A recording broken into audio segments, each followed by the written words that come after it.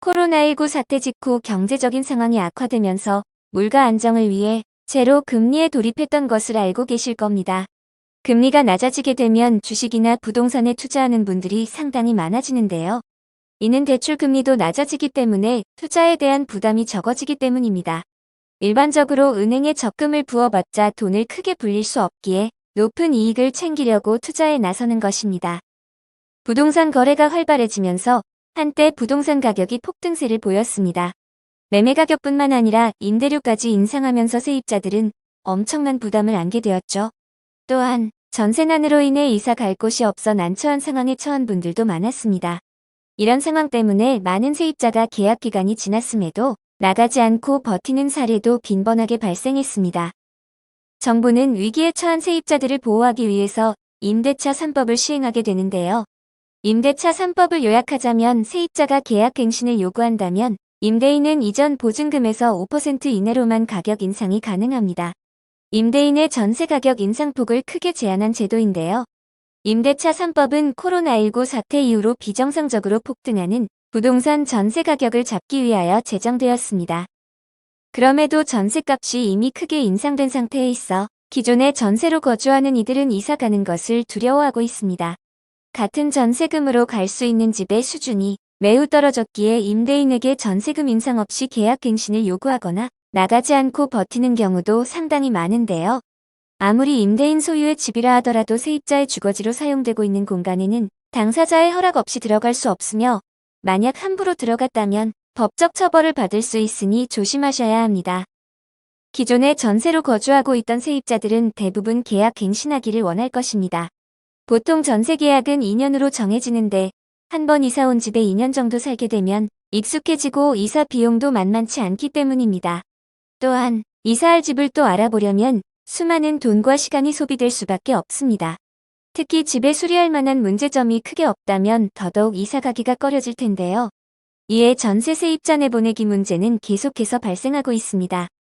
또한 임대차 3법으로 마음대로 전세 가격을 인상하기 어려워지면서 임대인들은 전세 세입자 내보내기 위해 놓은 집에 실거주 목적으로 직접 들어갈 것이니 나가라고 통보하는 경우가 많은데요.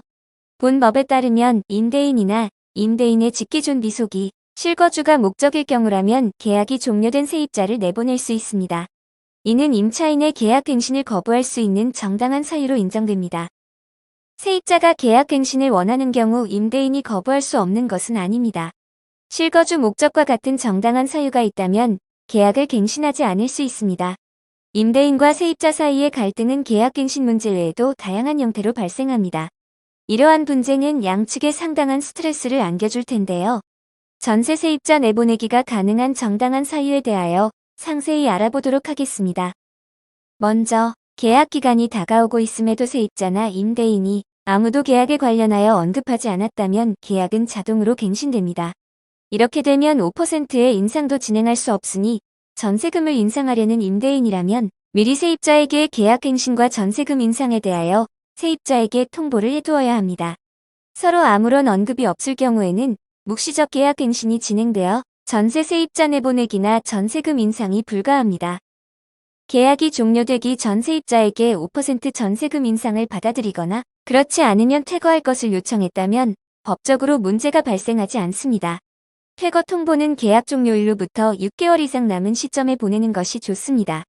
세입자에게 퇴거를 통보할 때에는 문자, 전화, 메신저 등 어떠한 수단으로 진행하더라도 무관하지만 추후 세입자가 통보를 받지 못하였다면서 퇴거를 거부할 수 있습니다. 일부 세입자들은 묵시적 계약 갱신을 목적으로 집주인이 퇴거를 요청하지 않았다고 발뺌할 수 있기에 퇴거 요청 시에는 녹음이나 대화 내용을 캡처해두는 것이 현명합니다. 법적 절차에 맞춰 세입자에게 퇴거 요청해야 했으나 집을 비우지 않고 버틴다면 문제가 조금 복잡해지는데요. 앞서 말씀드렸듯이 자기 소유의 집이라 할지라도 타인이 거주 목적으로 사용하고 있는 공간에는 함부로 들어갈 수 없습니다. 이러한 경우에는 나가지 않고 버티는 세입자를 상대로 명도 소송을 진행하여 합법적으로 퇴거를 진행하셔야 합니다. 본격적인 소송을 진행하게 된다면 시간이나 비용이 소요될 수 있으니 먼저는 세입자에게 내용 증명을 보내 자발적인 퇴거를 유도해 볼 수 있습니다. 내용 증명은 그 자체로 법적 효력을 갖지는 않지만 이를 받게 되는 세입자를 심리적으로 압박하는 효과가 있어 소송 진행 없이 퇴거하는 경우도 상당히 많습니다. 세입자가 집을 비우지 않더라도 본격적으로 명도 소송을 진행할 때 증거로 사용될 수 있습니다. 임대인과 세입자가 사이에서 합의가 어려운 경우라면 전세 세입자 내보내기 위해서는 명도 소송을 진행할 수밖에 없습니다. 명도 소송을 진행하기 전 미리 점유이전 금지 가처분을 신청하는 것도 상당히 중요한데요. 본 소송에서 승소하더라도 판결이 나기 전 점유자가 제3자에게 전대를 했다면 제3자를 상대로 한 소송을 다시 진행해야 하기 때문입니다. 명도 소송을 포함한 부동산 관련 분쟁은 재판 과정에서 수많은 변수가 발생할 수 있으니 부동산 전문 변호사의 도움을 받아 진행하시는 것이 현명합니다. 여러 상황이 발생할 수 있는 사안인 만큼 부동산 관련 사건 경험을 다수 보유한 변호사에게 도움을 받아야 원하는 결과를 얻으실 수 있습니다. 법률사무소 AL에서는 부동산과 관련된 문제로 고민하고 계신 분들을 위하여 전문 변호사가 카카오톡 무료 법률 상담을 진행해드리고 있습니다. 본 상담은 24시간으로 운영되고 있으니 도움이 필요하다면 언제라도 고민하지 말고 연락해 주셔서 신속히 문제를 해결하시길 바랍니다. 각자의 상황에 따라 대응 전략이 달라질 수 있으니 먼저 무료 상담을 통해 적절한 대응책을 받아보시길 바랍니다.